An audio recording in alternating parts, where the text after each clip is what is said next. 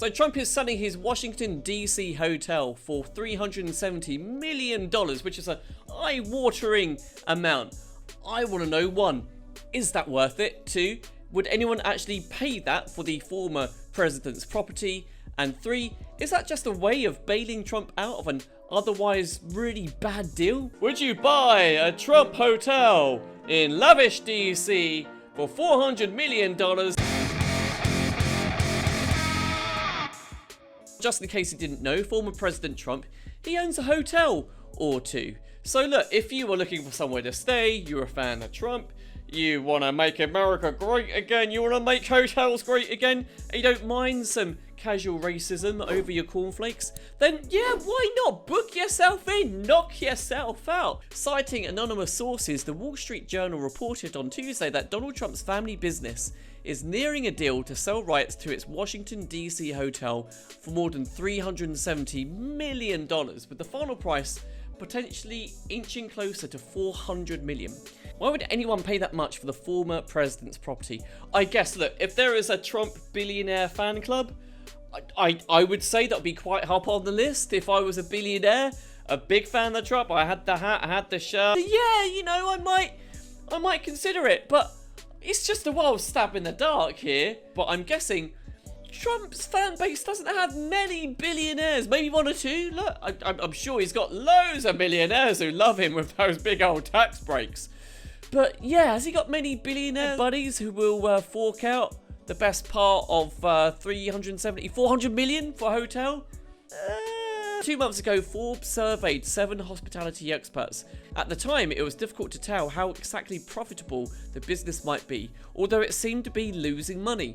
The experts agreed it made sense to value the business, which is a long-term lease to the hotel rather than the building itself. Now here's the question, would you pay $400 million for something just for a leasehold? Something that you wouldn't actually completely through and through own? Yeah, it's normally a long amount of time, isn't it? It's anywhere from 50 to 100 years, and you think, oh, 50, 100 years time, who cares? I'll probably be dead or in a home. I don't care what happens then.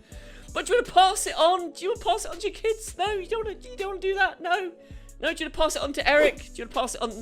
No, okay, I can see. And that's an eye-watering amount for a leasehold. Look, if I was in the billionaire Trump fan club, this would kind of be putting me off already. The estimates varied, but 6 of the 7 fell somewhere between $400,000 and $775,000 per room.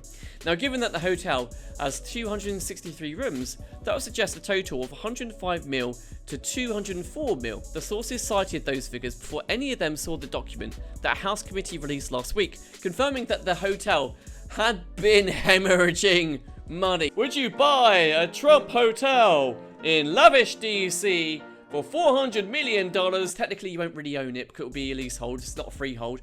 And oh yeah, you'll be paying all the debts that the business has and losing a lot of money because the business is in a really bad state. But you will own a Trump hotel. Local broker Bill Moyer suggested the highest valuation of any of the 7 experts was $1 million per room. A big fan of the hotel, Moyle said that he went there about 10 days ago. But even he found it difficult to get his head around the sales price in the neighborhood of $400 million. Every time you think you know something, you find out you really don't know anything because someone comes along with completely stupid money and says, you know, I like that hotel. I'm going to be a big shot in DC and I'm going to buy it. And that's what the hope is, isn't it? That is the hope. It's the same kind of mentality that I think a lot of people who support English football clubs have. Oh, one day we'll get a Saudi Arabian coming along who will buy our club and our fortunes will change. Damn you, Newcastle, damn you. After all, the property has been struggling to make money for years. Operating profits for the 12 months ending August 31st, 2017 appeared to be negative $4.3 million. According to an analysis of the financial documents released by the House Committee on Oversight and Reform. So there you go. It was losing 4.3 mil in 2017. I think that was maybe one of the peaks of Trump's popularity with his fan base. Now that narrows our buyer to one of 2 different people. One, we need a hotel guru, someone who is an expert in changing the fortunes around of failing hotels.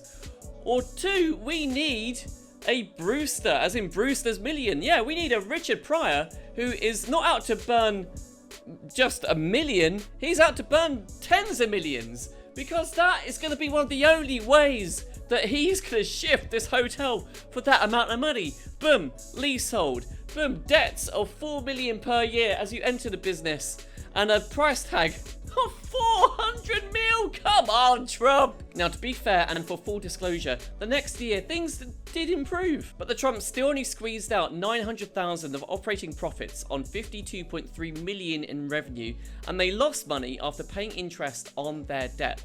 A year after that, the property bled more, 2.1 million on an operating basis. Things got worse when COVID struck.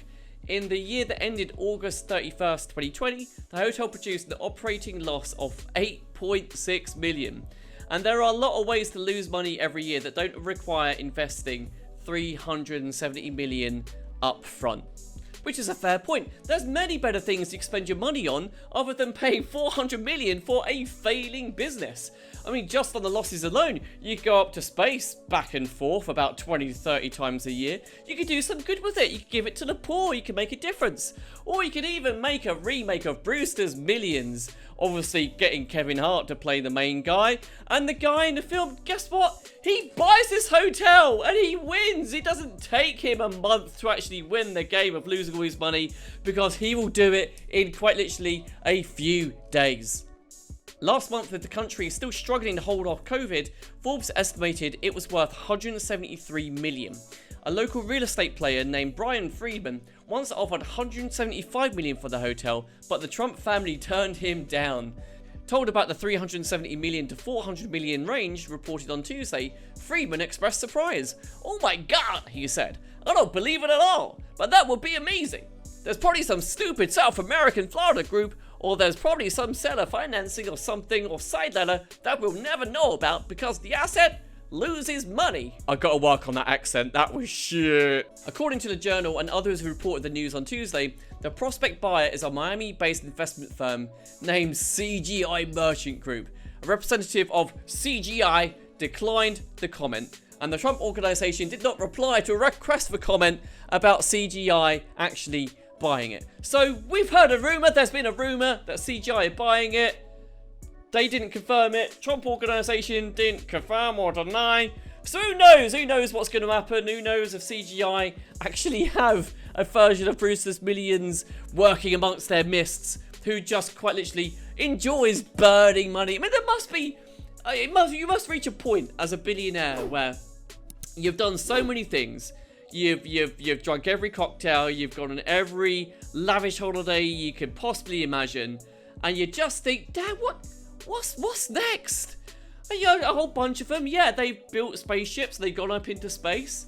But what if you don't like heights? What if you don't like going up that high? What if you are fearful that aliens will attack your spaceship, suck you out, and then you just explode in the darkness and silence of space? What is there to do other than just burn your money buying bad businesses?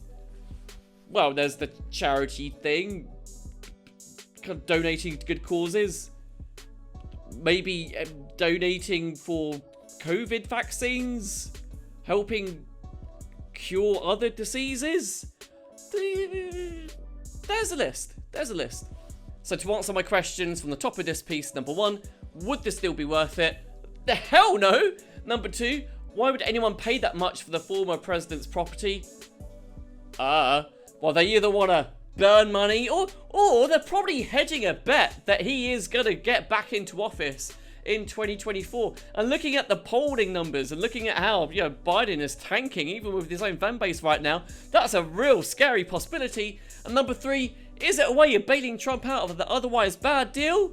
Yeah, of course it is. It's a terrible deal. He's stuck right in the middle, and whoever is going to give that money and pay that money for the hotel, that is going to bail him out. And of course, you know, there will be some political back scratching, I'm sure, a few favours, a few things going under the table, if being a big word, Trump gets back into office. For CGI, it's the biggest flipping gamble they could possibly make, when they could just, like I say, hire Kevin Hart, make a remake of Brewster's Millions, have the hotel be in the film, and I'm sure that'll give you way much more enjoyment than potentially having this big drain on your finances and your income, and a big business that will just hemorrhage you money. Guys, look, I really hope you enjoyed this episode of Cut the Crap. Please do like the video, leave me a comment below, and subscribe to the channel. Until next time, take care of yourself, and we'll see you soon to cut more crap. Cheers.